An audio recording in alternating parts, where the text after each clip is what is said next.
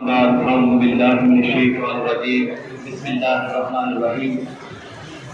नहाय शुक्रगुजार हूँ हमारे यूनिफिकेशन के बानी हकीम सैयद रिजवान शाह गिलानी साहब और इसके साथ साथ दीगर मदद काजगी, क्योंकि पर्सनल नाम लेना मुश्किल है।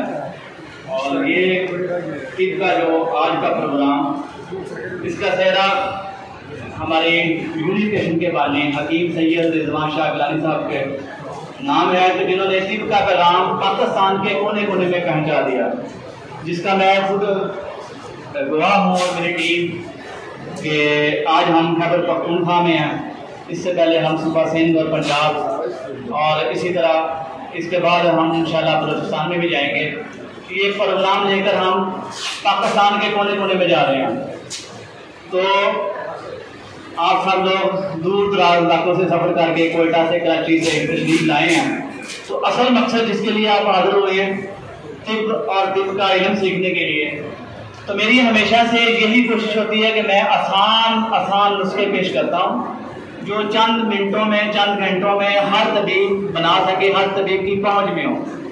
लेकिन मैं एक रिक्वेस्ट हर फोरम पे, हर स्टेज पे, हर वर्कशॉप पे करता हूँ कि नुस्खा नवीसी के साथ साथ पुश्ता साजी के साथ साथ आप तशखीस भी सीखा करें।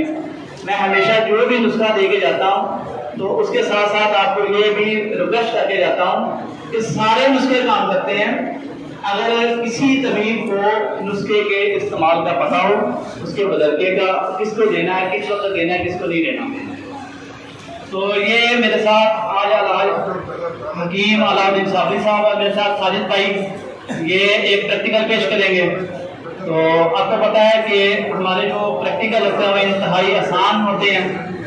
तो सबसे पहले ये हम शिकत निकालें, आज शिकत का पुश्ता पेश करेंगे और इंतहाई सहल चीज़ें आसानी से मिलने वाली हर बंदे की जो पहुंच मिलती है वो चीज़ें मैं पेश करता हूँ। और ना मेरी कोई आदत है कि ऐसे केमिकल पेश किए जाएं जो आपको सूंघने में मुश्किलात पेश आए या बहुत महंगे हों।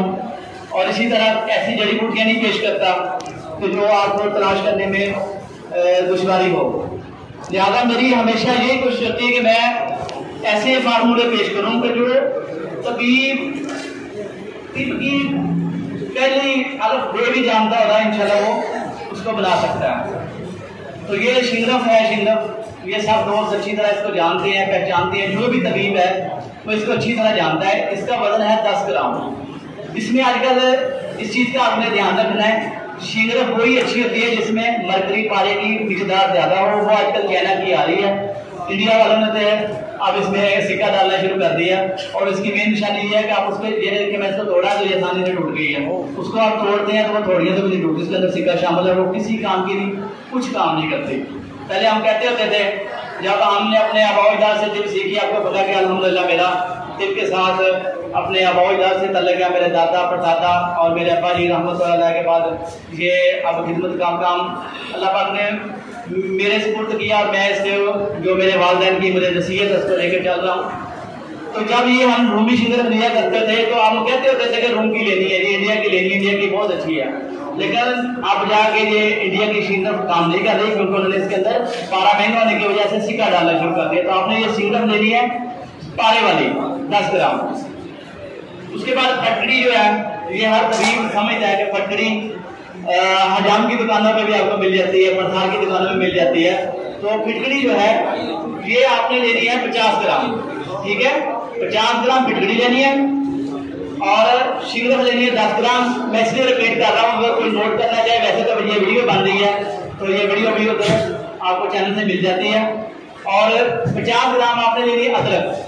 ये जो हम सालन में इस्तेमाल करते हैं अदरक, सुबह शाम हम इसको समझते हैं, ये हमारी किचन आइटम है। तो 50 ग्राम आपने अदरक लेनी है और 50 ग्राम फटकड़ी लेनी है। फटकड़ी को इस तरह पीस के हमने सफूफ कर देना है। हमने पीसी भी साथ रखी क्योंकि टाइम कम होता है।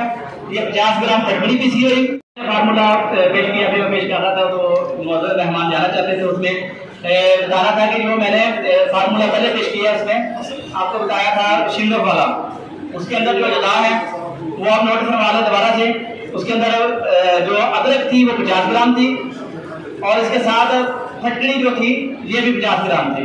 और शिंगरफ मैंने आपको बताई थी कि अच्छे पारे वाली लेनी है आपने, वो थी 10 ग्राम, ठीक है। सिक्के वाली आपने शिंगरफ नहीं लेनी। तो इसका अदरक और पटगड़ी का दोनों का सफूट करके पाउडर करके अदरक को टूट लें, पटगड़ी को पीस लें, दोनों को मिला के उसकी पेस्ट बना के उसके दरमियान में आपने 10 ग्राम शिंगरफ रखनी है। 2 किलो की कूदे में गीले मत करके आप देनी है। तो ये शिंगरफ तैयार हो जाएगी बड़ी आला किस्म की। जारी और गवासी वाले जो पीछे बैठे हैं भाई नहीं मैदर साहब फहीम साहब, वो आपको जारी गवासी की बातें बताएंगे। मुझे ये पता है ये खाने के काम की बड़ी आला किस्म की तैयार हो जाती है, और खास तौर पर बलमी अमराज के ऊपर। तो जो बंदे फाले के मरीज हों, खास तौर पे बाईं साइड का फाले और दाईं साइड का हो, तो उसमें हिस्स का होना लाजमी है। पहले बता चुका हूँ कि आप ये तशखीस सीख के जाएं कि जिस फाले के अंदर दाईं साइड के अंदर हिस्स होगी वो बलमी रतूबत का इस्तेमाल होगा, वो कभी भी फाले के जुमरे में नहीं आता। जिसके अंदर हिस्स ना हो वो फाले के जुमरे में आता है, ठीक है।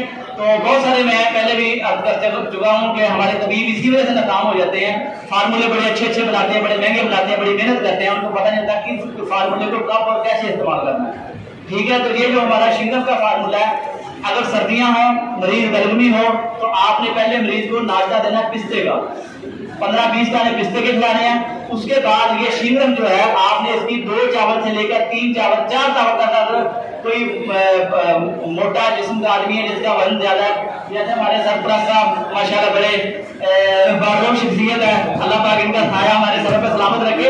और इसी तरह हमारे मसूद साहब माशाल्लाह पहले मेरे जैसे ही होते थे, अब माशाल्लाह बड़े सेहतमंद हो गए थे। ऐसा बंदा हो तो आपने मिकदार खुद सेट कर दी है।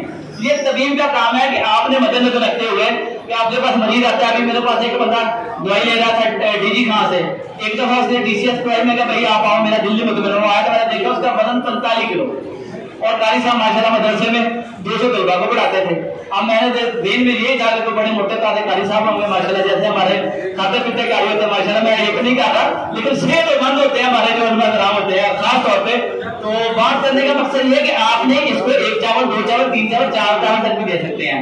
मैं आपको बताता रहता हूँ किधर वर्की हम देते हैं, मम्मी हमारी होती है 2 चावल 4 चावल, लेकिन बाद मरीजों को हमने 1-1 रत्ती तक भी दिए, बैठ कर अपने पास बिठाकर 15-15 मिनट के वक्त से 3 दिन खुराकें दी हैं।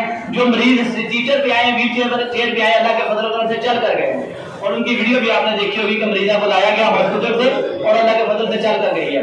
तो इसी तरीके से ये शिंगरफ है आपने शहद में मिक्स करके तो उसको देनी है, पहले पिस्ता खिलाना। शर्त यह है कि बंदा आपका बलमी हो, इंशाल्लाह पहली खुराक पे आपको पता चल जाएगा 15-20 मिनट के अंदर उसके खून की सर्कुलेशन जो है चलना शुरू हो जाती है। मरीज खुद कहता है कि मुझे ऐसा महसूस हो रहा है कि जैसे मेरे पाँव की तरफ चुटियां चल रही हैं, मेरे बाजू की तरफ जो है गर्माइश हो रही है, और उसकी जो हिस्सा है वो बहाल होना शुरू हो जाती है, फाले के असर कम होना शुरू हो जाते हैं।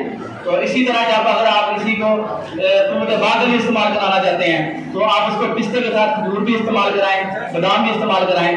उसके बाद आप इसको मक्खन और मलाई में दे सकते हैं। अगर मरीज प्योर बलमी है तो फिर उसको भी शहद के साथ दे सकते हैं। तो इसके अलावा हम इसको बाद दफा अगर मरीज है एजेड है, उसका दिल भी साथ कमजोर है, तो इसको हम दवा में शामिल करके देते हैं। और कुछ मरीज ऐसे होते हैं जो खफकान के होते हैं, जिनका दिल तहरीम में जा चुका होता है, उनको हम इस खमीरा गौरमान अमली जवाहर में मिलाकर देते हैं। तो ये सारी चीजें इधर बयान करने कितना टाइम नहीं आता, ये मैं आपको मोटे मोटे इशारे बता के जाया करता हूँ ताकि आपको शौक लग जाए, फिक्र लग जाए कि ये हमने दवाइयाँ जो बनाते हैं जो काम नहीं करती, जो फार्मूले हमारे फेल हो जाते हैं, उनको हमने कैसे इस्तेमाल करना है तो उनके रिजल्ट मिलेंगे। ठीक है, तो मैं हमेशा यही बात किया करता हूँ कि अगर आपको काम लेना आता हो तो जवैन भी काम करती है, ना लेना आता हो तो आप सोना भी जाया कर देंगे, हीरा भी जाया कर देंगे, तांबा भी जाया कर देंगे।